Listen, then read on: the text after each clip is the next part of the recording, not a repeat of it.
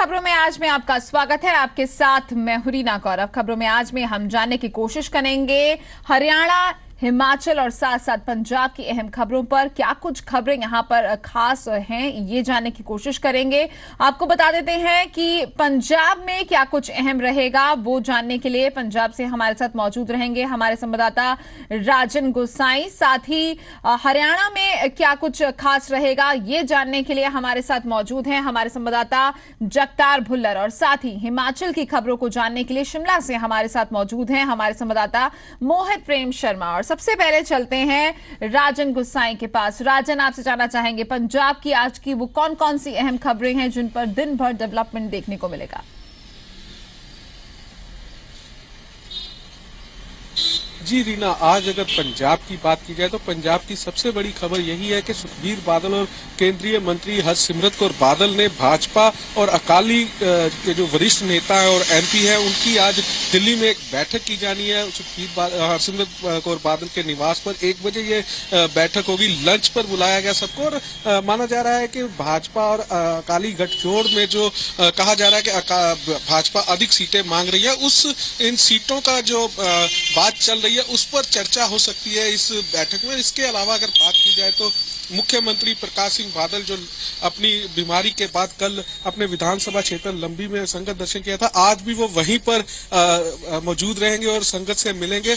इसके अलावा अगर बात की जाए तो जाट आंदोलन जो हरियाणा में चल रहा है उसके बीच में पंजाब प्रदेश कांग्रेस कमेटी के प्रधान और ऑल इंडिया जाट महासभा के प्रधान कैप्टन अमरिंदर सिंह का बयान आया, जिसमें उन्होंने कहा है कि जाटों को जो आरक्षण है वो आर्थिक तौर पर देना चाहिए। उन्होंने साफ तौर पर जिनकी जमीन 4 एकड़ या उससे कम है उनके लिए जो है आरक्षण की मांग की है। एक नया मुद्दा उन्होंने छेड़ा है, क्योंकि जाट जो है लगातार हरियाणा में आरक्षण की मांग कर रहे हैं और ऐसे में कैप्टन अमरिंदर सिंह की ओर से ये कहा जाना कि आर्थिक तौर पर जो पिछड़े हुए हैं उनको आरक्षण दिया जाए। तो ये एक बड़ी खबर रहेगी जिस पर हमारी चर्चा आज दिन भर हमारी नजर रहेगी। इसके अलावा अगर बात की जाए तो श्रोमणी अकाली दल अमृतसर के उप प्रधान जसवंत सिंह का देहांत हो गया और आज उनका जो है सेक्टर 25 चंडीगढ़ में जो अंतिम संस्कार किया जाएगा, वहां पर श्रोमणी अकाली दल अमृतसर के वरिष्ठ नेता भी पहुंचेंगे और परिवार के साथ सांत्वना व्यक्त करेंगे। रीना जी, सांत्वना व्यक्त करेंगे। और साथ ही अब चलिए जान लेते हैं कि हरियाणा की वो कौन सी अहम खबरें हैं जो आज बड़ी बनने वाली हैं। जगतार, आपसे जानना चाहेंगे हरियाणा की अहम खबरों के बारे में। देखिए अरीना, बताना चाहूँगा, लगता है कि हरियाणा ने काफ़ी जो उगर देखा था एक बार फिर वो सामान्य स्थिति में आ रहा है। हरियाणा विकास की पटड़ी पे चलने की कोशिश कर रहा है और कहीं ना कहीं कह सकते कि जो हरियाणा के सियासी लोगों ने पानी की डालने की कोशिश करनी थी वहाँ घी डाला, इसीलिए हरियाणा कह सकते हैं कि आग में झुलसा। और प्रोफेसर वरिंदर सिंह जो भूपिंदर सिंह हुड्डा के राष्ट्रीय सलाहकार थे, उनकी जो ऑडियो क्लिप पाई है उनको लेकर कांग्रेस पार्टी की तरफ से उनको नोटिस जारी किया गया और जो बीजेपी हाईकमांड की तरफ से एक उच्च नेताओं की एक मीटिंग बनाई गई है, कमेटी बनाई गई है। उन्होंने कल काफ़ी कह सकते कि चर्चा की थी कि हरियाणा के जो जाट रिजर्वेशन है उनको कैसे उस मसले को हल किया जाए। हो सकता है कि आज हरियाणा के मुख्यमंत्री मनोहर लाल खट्टर उस कमेटी के सामने पेश हों। और अगर बात करें कि हरियाणा तो बांटा ही रिजर्वेशन को लेकर, और बीती रात जो हरियाणा की मीटिंग हुई थी कैबिनेट की, उसमें भी मिनिस्टर बांट गए थे और जिस तरह अनिल विज ने धमकी दी थी कि वो इस्तीफा दे सकते जिस हिसाब से हरियाणा सरकार चल रही है, तो उसको मनाने के जतन किए, लेकिन आज वो भी डेवलपमेंट रहेगी। और अगर बात करें कि हरियाणा सरकार ने बोला कि जितना भी जिनका नुकसान हुआ, डैमेज हुआ, वो फुल कंपनसेट हरियाणा सरकार करेगी। साथ में जो पीड़ित है उनको नौकरी दी जाएगी। और अगर बात करें रोहतक के अभी भी जो स्कूल है वो 25 तारीख तक बंद रखे गए हैं, लेकिन कैसे कि जातायात का जो मार्ग है, वो जो सड़क वाला जो रास्ता वो खोल दिया गया, लेकिन अभी भी जो सरकार है वो मुश्किल में है कि कब जो पूरा मामला शांत हो। क्योंकि आज कह सकते हैं कि सिर्फ हरियाणा नहीं रिजर्वेशन की आग में झुलसा, जितने पड़ोसी राज्य चाहे उसमें दिल्ली की बात है, पंजाब की बात है, जम्मू कश्मीर की बात है, हिमाचल प्रदेश की बात की जाए तो उनका भी नुकसान हुआ है। साथ में जैसे आवाजाही बंद रही थी, जो साधन वो बंद रहे थे, चाहे हम समझौता एक्सप्रेस की बात करें वो भी बंद थी, अभी उसका है नहीं कि उसको बहाल किया जाए। तो कहीं ना कह सकते कि पूरा का पूरा नॉर्थ वो एक तरफ से हरियाणा के चक्कर में पूरे इंडिया से कह सकते हैं कि कट गया था। और जैसे अब आज फिर एक बार रेलवे प्रशासन की तरफ से जाट रिजर्वेशन को लेकर स्पेशल ट्रेन चलाई जा रही है। तो ये हरियाणा की मुख्य खबरें हैं जिन पर हमारी पूरा दिन नजर बनी रहेगी। जी, तो चलिए हरियाणा की खबरें हमने जान ली, अब हिमाचल का रुख कर लेते हैं। हिमाचल की वो कौन सी बड़ी खबरें हैं, बताइए मोहित।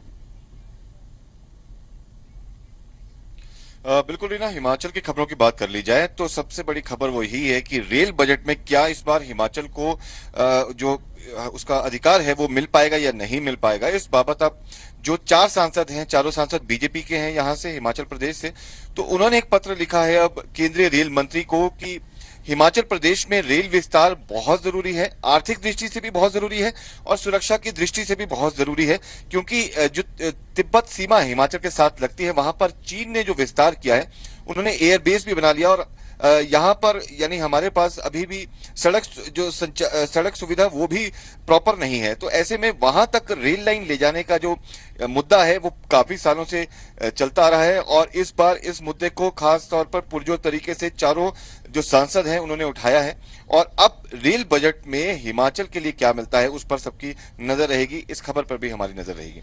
इसके अलावा जो मुख्यमंत्री वीरभद्र सिंह हैं, उनके साले साहब जो हैं, उन्होंने भारतीय जनता पार्टी का दामन जो है वो थाम लिया है, कांग्रेस छोड़ दी है और एक झटका कह सकते हैं यहाँ पर कांग्रेस के लिए चुनाव से पहले।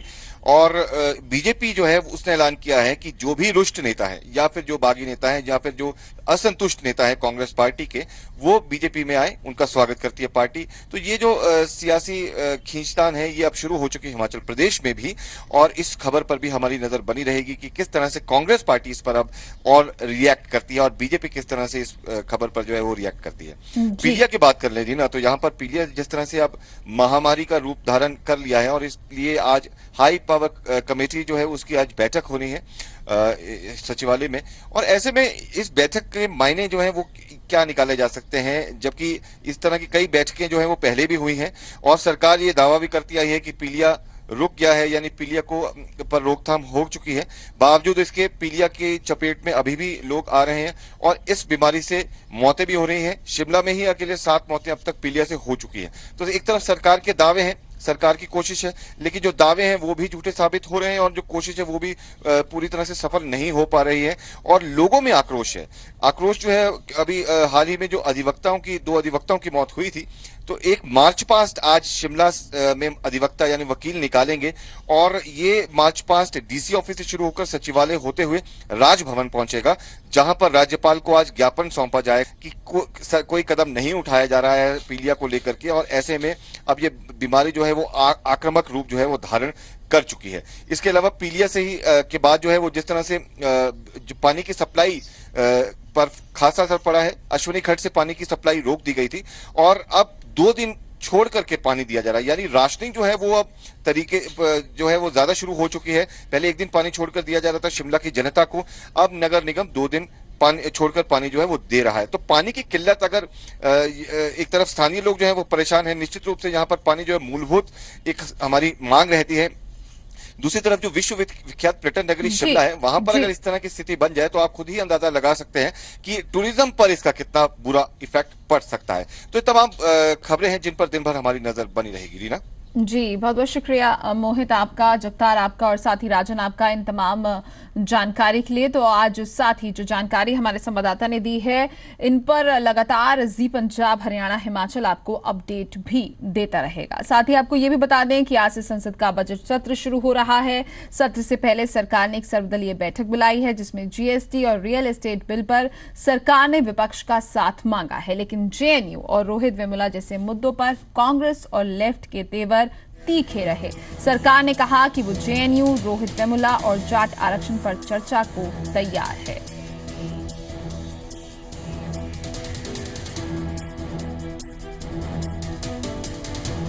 तो सर्वदलीय बैठक बुलाई गई और यहां आपको बता दें कि जीएसटी, रियल एस्टेट बिल पर सरकार ने विपक्ष का साथ मांगा है, लेकिन जिस तरीके से आक्रामक तेवर दिखाई दे रहे हैं उससे लगता नहीं है कि कुछ हल हो पाएगा।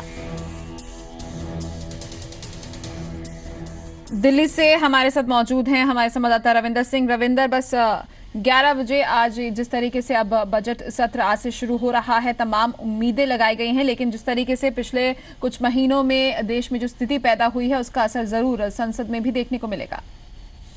जी रीना, बिल्कुल जिस तरह से माहौल पिछले 1-2 महीने में हुआ है, खासकर हैदराबाद में जो छात्र आत्महत्या हुई, उसके बाद जेएनयू का मसला हो या फिर पठानकोट में आतंकी हमला हो, कई ऐसे मसले हैं जिस पर विपक्ष पहले ही से ही सरकार को घेरने की पूरी एक तरह से रणनीति बनाई हुई है। और कल जो दो सर्वदलीय बैठक हुई, हालांकि बैठक में सभी दलों ने कहा कि संसद चलाना चाहिए, संसद में बहस होनी चाहिए, लेकिन उस बैठक के बाद हर नेता, हर विपक्षी दल के नेता ने अपना एजेंडा साफ कर दिया मीडिया के सामने और सबके सामने कि वो क्या चाहते हैं, चाहे लेफ्ट पार्टी हो, जेएनयू का मसला उठा रहे हो, या फिर कांग्रेस जो उसने कहा कि अरुणाचल प्रदेश हो, या फिर पठानकोट में आतंकी हमला। ये ऐसे मुद्दे जिस पर सरकार को जवाब देना होगा। खासकर प्रधानमंत्री से जवाब मांगा कि प्रधानमंत्री क्यों चुप रहते हैं, बार बार चुप रहते, संसद की कार्रवाई चलती है, संसद की कार्रवाई नहीं चल पाती, दोनों स्थिति में प्रधानमंत्री चुप रहते हैं। तो कई ऐसे मसले हैं जिस पर विपक्ष सरकार को घेरने की कोशिश करेगी। लेकिन सबसे बड़ी बात है कि आज 11 बजे राष्ट्रपति के अभिभाषण से बजट सत्र की शुरुआत होगी और जाहिर तौर पर एक साल में जो सरकार ने अपने कामकाज जनता के सामने रखे हैं उसका लेखा जोखा राष्ट्रपति बजट सत्र के पहले दिन ज्वाइंट सेशन में रखेंगे। और आज संसद का पहला दिन उस अभिभाषण के बाद एडजर्न हो जाएगा। लेकिन कल से विपक्ष एक तरह से एडजर्नमेंट मोशन और कई तरह के नोटिस भी दिए हुए हैं, चाहे जेएनयू का मसला हो और दूसरे मसले हो।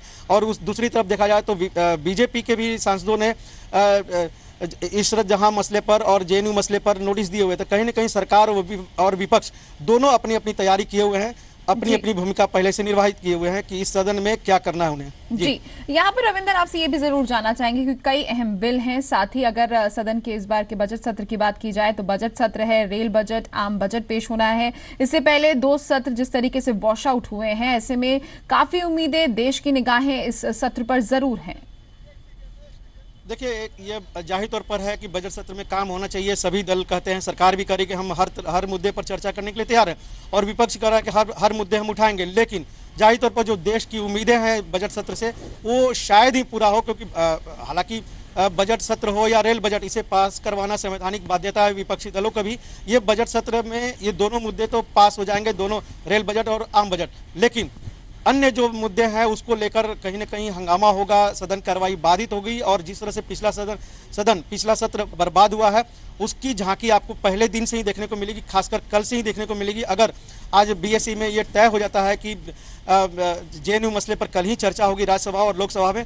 हालांकि परंपरा रही है कि राष्ट्रपति का अभिभाषण पर 2 दिन का उस पर धन्यवाद प्रस्ताव होता है जिस पर बहस होती है। लेकिन विपक्ष कह रहा है कि पहले जेएनयू मसले पर चर्चा हो। तो कल से ही आपको देखने को मिल जाएगा कि विपक्ष किस तरह सरकार घेरने की कोशिश कर रही है और सदन चल पाएगी कि नहीं चल पाएगी। कल सारी स्थिति साफ हो जाएगी। जी, तो कल सारी स्थिति साफ हो जाएगी। बहुत बहुत शुक्रिया रविंद्र आपका इस तमाम जानकारी के लिए। तो आज 11 बजे सदन की यानी कि बजट सत्र शुरू हो जाएगा। राष्ट्रपति के अभिभाषण के साथ ये सत्र की शुरुआत होगी।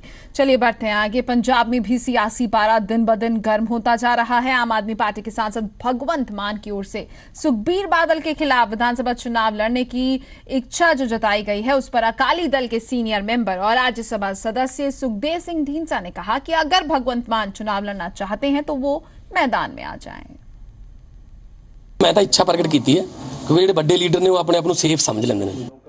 आम आदमी पार्टी नेता भगवंत मान की ये उप मुख्यमंत्री सुखबीर बादल को खुली चुनौती है। भगवंत मान के विधानसभा चुनावों में उप मुख्यमंत्री सुखबीर बादल के खिलाफ चुनावी मैदान में उतरने की इच्छा जाहिर करते ही सियासत गर्मा गई है। अकाली दल की दलील है कि सबको चुनाव लड़ने का हक है, जो जहां से मर्जी चाहे चुनाव लड़े। मैं तो इच्छा प्रकट की है क्योंकि जो बड़े लीडर ने वो अपने आप को सेफ समझ लेंगे ने। जे उन्हां नाल कोई ना आपां उन्हां दे विरुद्ध जाइए तो लोग भी शायद ऐ समझ लेंगे ने, पता नहीं ये यार बड़े लीडर के खिलाफ क्यों नहीं लड़ते। कोई गल नहीं, हार जित चलती रहती है। अरविंद केजरीवाल ने शीला दीक्षित ने ऐसा हराया कि राजनीति चो गायब हो गई। वो लड़ ले, हक है लड़ना, लड़ ले आ जाए। पंजाब विधानसभा चुनाव से पहले चुनौतियों का दौर शुरू हो गया है। भगवंत मान के उप मुख्यमंत्री सुखबीर बादल के मुकाबले उतरने की इस इच्छा के पीछे रणनीति बड़े नेताओं को एक सीट में उलझाए रखना है। संगरूर से सुमित जोशी के साथ न्यूज डेस्क रिपोर्ट, जी मीडिया। लुधियाना स्थित समराला में एसजीपीसी के पूर्व मेंबर सरबंस मान की आम आदमी पार्टी में शामिल हो गए। आप सांसद भगवंत मान की मौजूदगी में उन्होंने पार्टी का दामन थामा।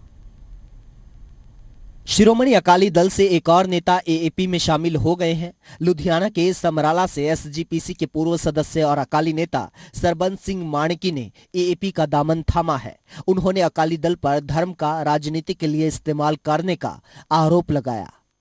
ਜਿਹੜਾ ਪਿਛਲੇ ਸਮੇਂ ਦੇ ਵਿੱਚ ਜਿਸ ਤਰ੍ਹਾਂ ਧਰਮ ਨੂੰ ਰਾਜਨੀਤੀ ਲਈ ਵਰਤਿਆ ਗਿਆ, ਉਹ ਤੋਂ ਦੁਖੀ ਹੋ ਕੇ ਮੈਂ ਸ਼੍ਰੋਮਣੀ ਅਕਾਲੀ ਦਲ ਤੋਂ ਤੇ ਸ਼੍ਰੋਮਣੀ ਕਮੇਟੀ ਤੋਂ ਅਸਤੀਫਾ ਦਿੱਤਾ।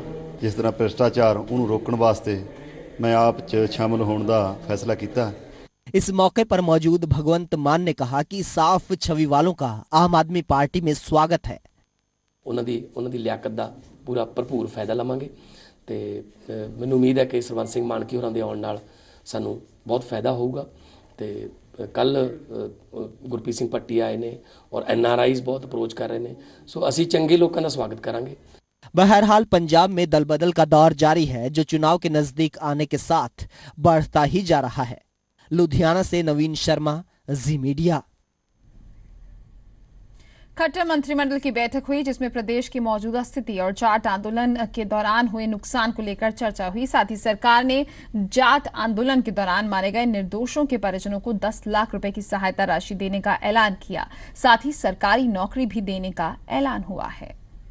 जिन लोगों की ये हरियाणा में जाटों को आरक्षण देने का ऐलान करने के अगले ही दिन खट्टर मंत्रिमंडल की बैठक हुई। बैठक में प्रदेश की स्थिति पर चर्चा हुई। साथ ही जाट आरक्षण आंदोलन के दौरान हुए जान माल के नुकसान पर भी बातचीत हुई। मंत्रिमंडल की बैठक हरियाणा के हालात का जायजा लेने के लिए ये बैठक हुई है। रोडवेज है उसको कितना क्षति हुई है, कहाँ कहाँ का सड़क मार्ग खुल गया है, ये सारे एक एक विभाग अनुसार सारा आज के इस मंत्रिमंडल। विधानसभा में जाट आरक्षण पर विधेयक लाने पर रामविलास ने कहा कि सीएम खट्टर पहले ही विपक्ष को इस पर ड्राफ्ट तैयार करने के लिए कह चुके हैं, लेकिन विपक्ष इसे नकार रहा है। और इनेलो से और इसमें ये कहा था कि आप दोनों मिल करके इसके ऊपर ड्राफ्ट कर लीजिए और हम सरकार की तरफ से उसको विधानसभा में ले आएंगे। जाट आरक्षण आंदोलन में सरकार की ओर से 16 मौतों की पुष्टि हुई है। जाने गई हैं उसका जो मंत्रिमंडल की बैठक में जो अधिकारियों ने दिया उसमें 14 की जानकारी आई है। 16 की जानकारी आई है। करीब 20,000 करोड़ के हुए नुकसान के लिए केंद्र सरकार को लिखा गया है। साथ ही हरियाणा सरकार ने आंदोलन के दौरान मारे गए निर्दोष मृतकों के परिजनों को 10-10 लाख का सहयोग सरकारी नौकरी देने का वादा किया है। कुलबीर दीवान, जी मीडिया, चंडीगढ़। जाट आंदोलन से कई दिनों तक जिंदगी ठहर कर रह गई। कई जगहों पर जाट आंदोलन के साइड इफेक्ट्स भी देखे गए। करनाल में भी शादी समारोह में बैंड बाजा और बारात को मुश्किलों का सामना करना पड़ा। जाट आंदोलन के चलते दुल्हन की डोली भी एयरलिफ्ट होकर मंडप तक गई। घर पर खुशी का माहौल था। दुल्हन की तरह सजा घर बस अपनी बेटी की विदाई की एक आखिरी तस्वीर देखना चाहता था। शादी की तैयारियां भी पूरी थी, कार्ड छप चुके थे, मंडप तैयार था, अमेरिका से रिश्तेदारों की फ्लाइट भी आ गई। लेकिन अचानक ऐसा हुआ कि करनाल से दिल्ली तक का 124 किलोमीटर का सफर दुल्हन की शादी के लिए मीलों की दूरी बन गया। यह कहानी है करनाल की साक्षी गुप्ता की, जिसकी शादी सोनीपत से आगे दिल्ली बॉर्डर के पास तिवोली गार्डन में होनी थी। लेकिन आखिरी वक्त तक जाट आरक्षण का पहाड़ उनकी शादी की खुशियों पर आफत बनकर टूटता रहा। यही वजह है कि मजबूर परिवार वालों को आनन फानन में दुल्हन को स्पेशल चार्टर्ड फ्लाइट में दिल्ली के लिए एयरलिफ्ट करना पड़ा। दुल्हन को बाय एयर भेजा है, हेलीकॉप्टर मंगवाया था। इतना फालतू खर्चा हो रहा है, कितना मुश्किल है। सब उदास हैं, सब उदास हैं। सब इतने आज मायूस हैं। हमें सुबह उम्मीद हो गई कि चलो खुल गया है, हम लोग सारे तैयार होकर पानीपत तक पहुंचे, उन्होंने वापस भेज दिया। दुल्हन तो चली गई, लेकिन उसके परिवार वाले शादी में शामिल नहीं हो सके। घर में शादी की खुशी फीकी हो गई और दुल्हन की विदाई अधूरी रह गई। तो लड़की को तो किसी तरीके से निकाल दिया बाय एयर, पर हम लोग सबको ये था कि चलो खुल गया अब हम चले जाएंगे, लेकिन नहीं जा पा रहे, सब लोग परेशान। दुल्हन को हमने एयरलिफ्ट कराया है कि 4-5 बंदे जो है शादी तो अटेंड कर ले, जो मुहूर्त है उसके हिसाब से। परिवार वालों की जुबान पर शादी की तैयारियों की पूरी कहानी है। दुल्हन के एयरलिफ्ट होने की कहानी कोई अकेली नहीं है। आरक्षण आंदोलन के साइड इफेक्ट्स आम जिंदगी में शहर दर शहर देखे गए। करमजीत सिंह विर्क, जी मीडिया, करनाल। चलिए इसी के साथ खबरों में आज में फिलहाल इतना ही।